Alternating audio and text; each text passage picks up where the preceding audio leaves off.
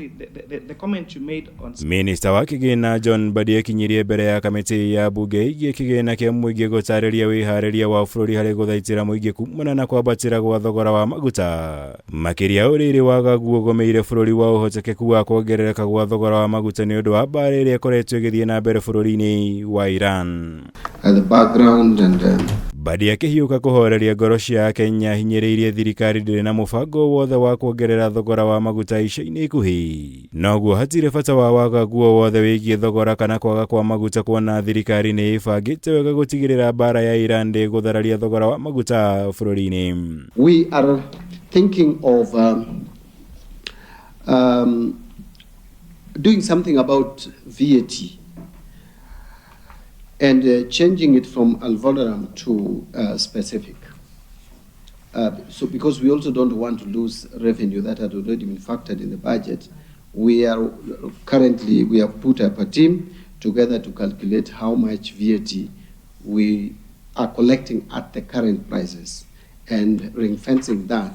And any additional increase, we don't charge VAT. Mbadi uria uma mbere ya kamiti ya bunge igie KIGINA hithuritie ati thirikari ni ikoretwo nginya igicurania kunyihia igoti ria VAT ya maguta. Aria itemi-ini ria guthaitira muingi kumana na kuongerereka gwa thogora wa maguta akiuga president ni akaruta mwerekera wa mubango uyu kiumia giukite thutha wa gikaro na ministry itiganite.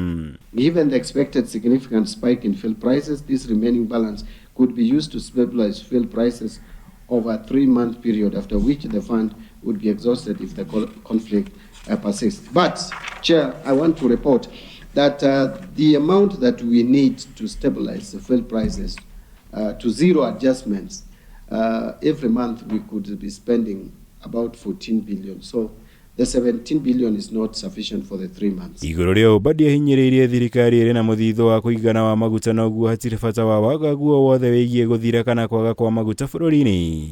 Guku akigweta ngirimiti ya G2G gatagati ka thirikari na kambuni ithatu cia maguta mabũrũri-inĩ mao arafuta ya ũguni munene kuri bũrũri. Kuona no nginya kambuni icio ihingie ngirimiti iyo na mendekithie mayo ma kwenderia bũrũri wa Kenya maguta.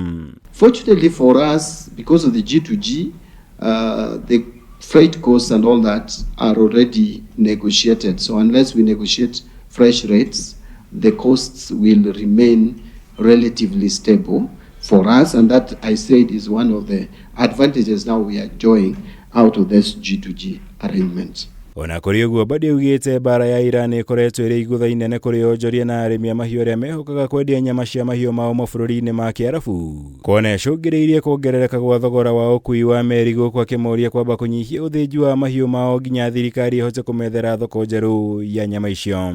So let's avoid those speculations. We are the ones who are distorting the price of petroleum commodities in this country, and the government is doing everything to make sure first you have fuel in your pump stations and that the price is affordable.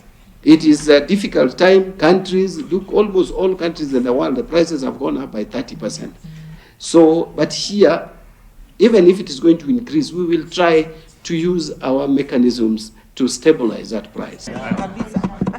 Gerivotera Kameme TV, Jitagomora, Wagunya.